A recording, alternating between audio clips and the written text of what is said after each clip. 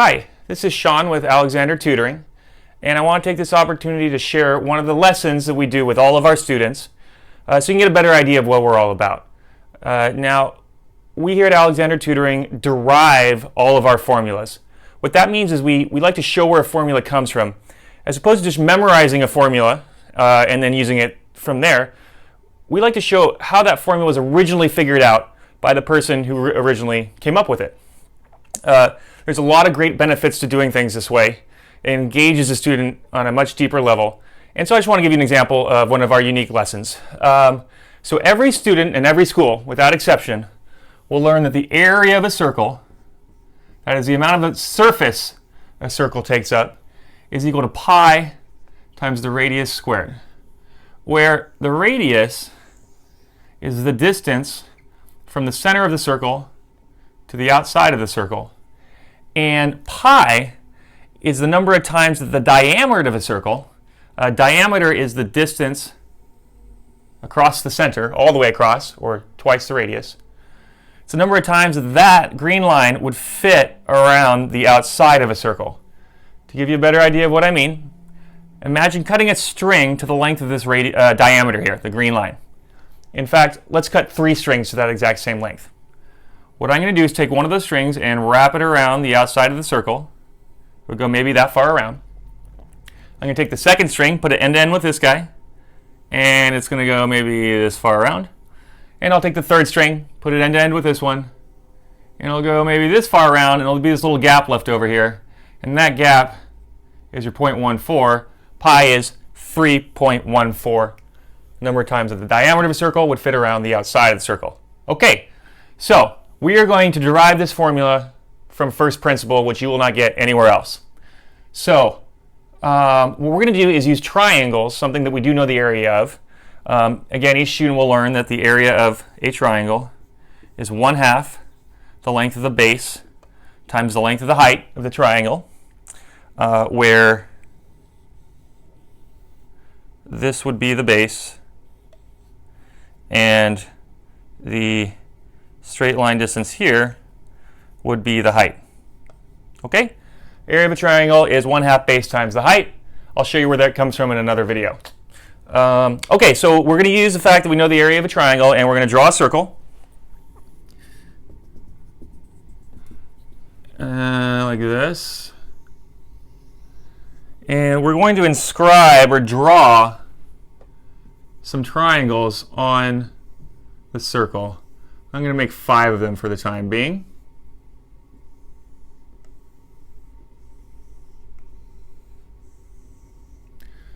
Okay, so if we added up the area of all 5 of these triangles, do you think that that would be the correct area of the circle?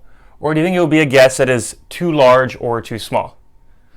Now, almost every student answers correctly that the area will be too small. It's too small of a guess. And the reason is because we have not accounted for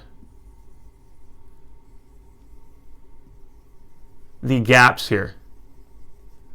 So if we add up the area of all 5 triangles, it'll be too small. But you know what? Let's do it anyway. So the area of one of these triangles, as discussed prior, is 1/2 the length of the base times the length of the height, where this would be the length of a base, and this would be a height. And then what we can do is just multiply this by 5, or the number of triangles. So this is the area of one triangle. What I'm going to do is simply multiply that by 5, the number of triangles, and that's going to be our guess as to the area of the circle. Okay? But like we just said, it's too small. So the next question I'm going to bring up is, do you think that increasing the number of triangles that we inscribe on the circle will improve our guess as to the area of the circle, or make it worse? So let's say we put on 10 triangles instead of 5. Is that closer to the correct area? And most students will come up with the fact that it indeed is a better guess. And we can see that by drawing some more triangles. We draw a bunch of them. I'm not going to draw all the way around, but I'll let you imagine that. You can see what's happening here is that we are closing in the gap.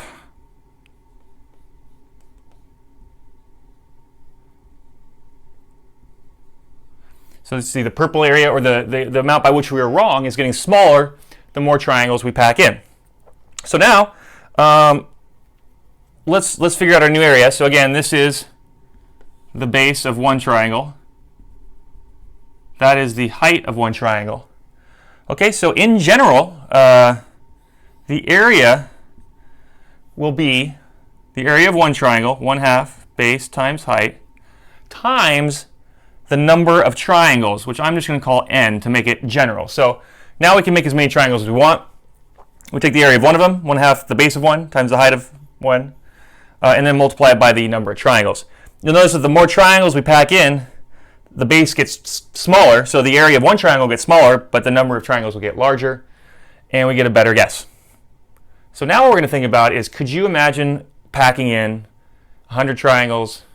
Can you imagine packing in 100 million triangles, 100 billion triangles? We're getting really close to the correct area of the circle, all of which are slightly too small, but we can get really, really close. So now we're going to do a completely crazy idea, thanks to Archimedes, and we're going to imagine packing in infinity triangles.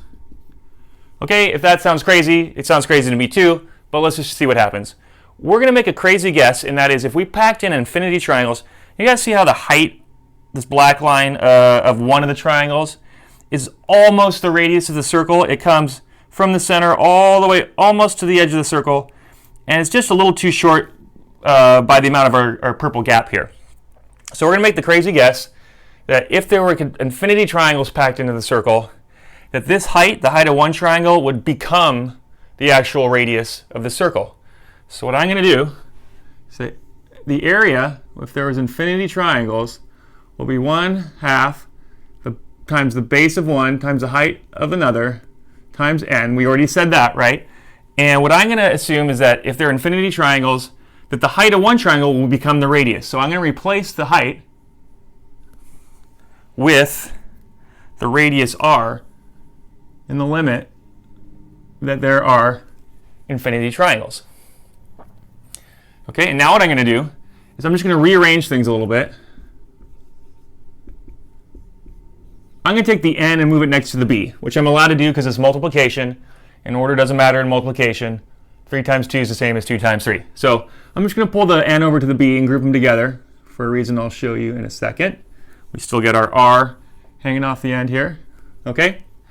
Now I'm going to make another crazy assumption, and that is, in the limit that there are infinity triangles, if we took all the bases, add them all up, can you see that it's almost the circumference or the distance around the outside of the circle?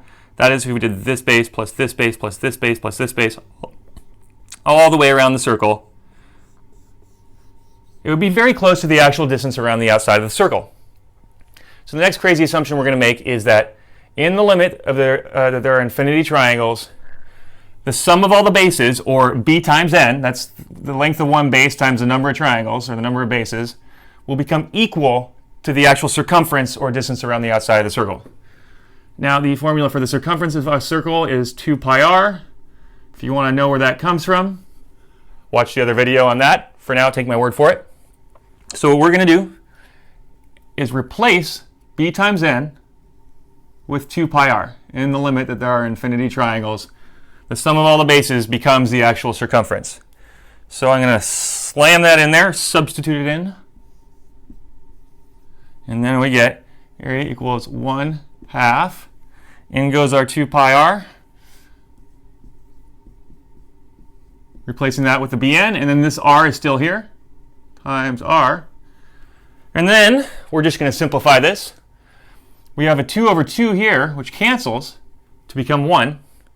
And we're left with pi times r times r. R times r is r squared. So the area in the limit that there are infinity triangles is pi times the radius squared, which, believe it or not, is the exact answer for the area of a circle. Okay, so why do we do it this way? Just real quick, a lot of reasons. One, in my opinion, all the interesting parts of mathematics are contained in this derivation. That's where it gets interesting. It's much more engaging than just memorizing pi r squared and then plugging in numbers from there. So by going through this process, A, it gets the student excited about math because all the interesting stuff is there. And once they're excited, a lot of wonderful things happen. One, they're much more likely to memorize that formula going forward. Once you go through this process, you're never going to forget pi r squared again. Two, once they're motivated and excited and learn it from a historical perspective, motivation begets hard work. They're much more likely to do the work, put the time in. And the last thing that's really good about it is that it leads you into higher level math. This whole idea of packing in infinity triangles is actually a precursor to the subject of calculus. So it's setting them up for a really good experience going into higher math. All right, well, thank you so much, guys, for watching. I really appreciate it. Have a good one.